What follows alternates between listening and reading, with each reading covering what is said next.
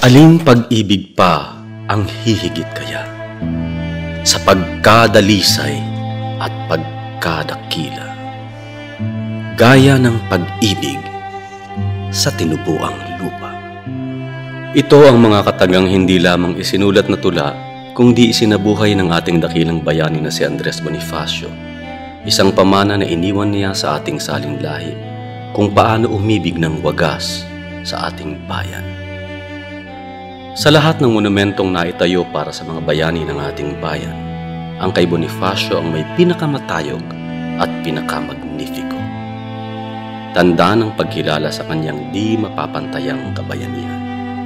Bagamat ang pagkamatay ni Andres ay naghihintay pa rin ng katarungan, patuloy tayong humahalaw ng mga aral mula sa kanyang buhay at pakikibaka dahil hindi pa tapos ang laban ni Bonifacio.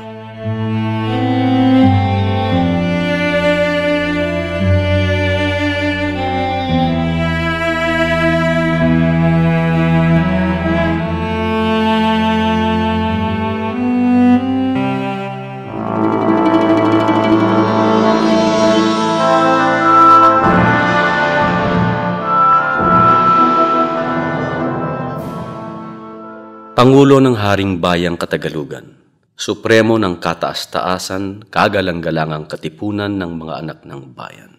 Ito ang mga titulong ikinabit sa pangalang Andres Bonifacio. Ika-30 ng Nobyembre, 1863. Nagbabadyaman ng masamang panahon sa isang bahay pawid sa Tondo, Maynila, sa kalye ng Azcárraga na ngayon Claro M. Recto. Isinilang ni Catalina de Castro ang sanggol na yayanig sa pundasyon ng paghahari ng kolonyalistang Kastila. Sa taong pinanganak si Andres, 272 taon nang pinaghaharian ng Espanya ang kanyang bayang Sinilangan, na tinawag ng dayuhan na Las Islas Filipinas. Sa mga susunod na taon, isisilang ni Catalina ang 5 pang mga supling.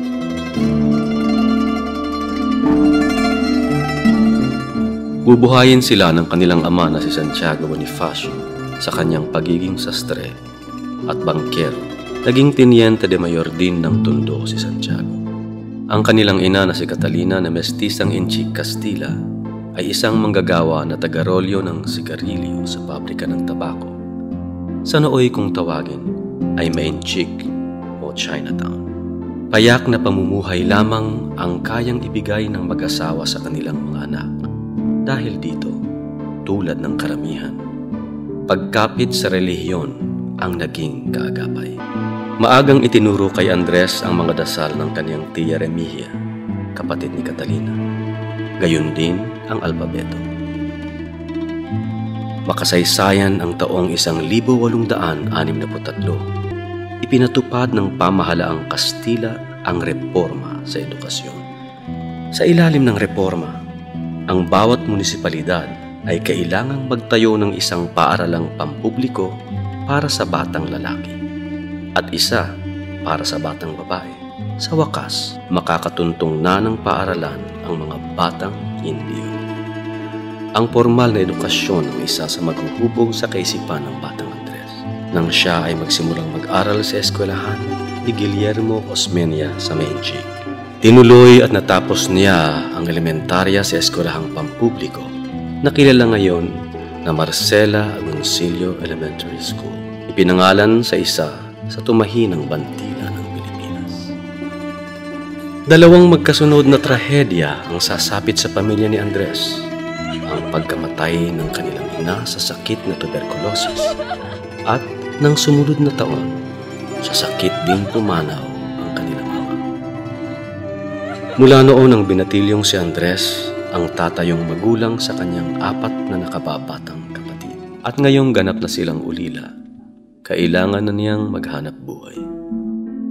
Sa pagtutulungan nilang magkakapatid, nakagawa sila ng mga baston na yari sa ratan at mga makukulay na pamaypay na yari sa papel de hapon na inilalako naman ni Andres. Ang kita niya ay napantutustos din sa pag-aaral ng kanyang 4 na kapatid.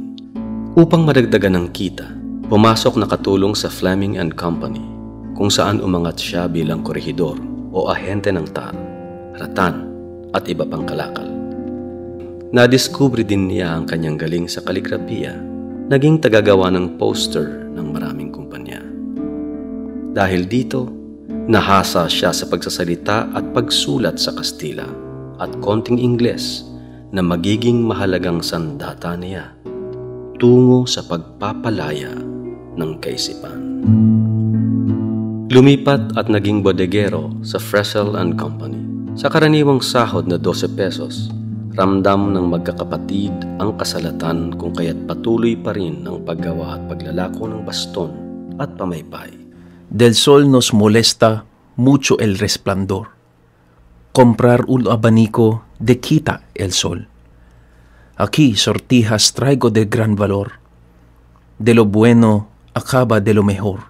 De lo mejor. Nagsisimula ng umusbong ang pagiging makata ng binatilyong si Andres. Bagamat subsob sa paghahanap buhay, nakuha pa rin ni Andres na magsaya tulad ng ibang kabataan. Dumalo sa mga kapistahan at sayawan.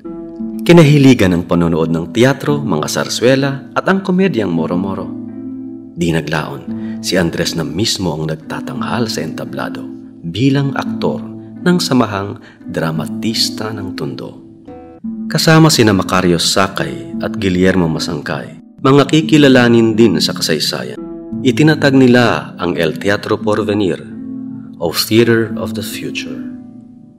Siya ay gumanap na Bernardo Carpio na kanyang paboritong karakter. Dahil pinagbabawal noon ang kahit anong babasahin na nagsasali ng Kastila sa sariling wika, ang unti-unting pagsali ni Andres ng pangalan ng mga lugar, mga eksena, mga dialogo mula sa orihinal na Kastila sa Tagalog ay tunay na kapangahasan na nagdulot ng pangamba sa kanyang mga kasamahan sa teatro.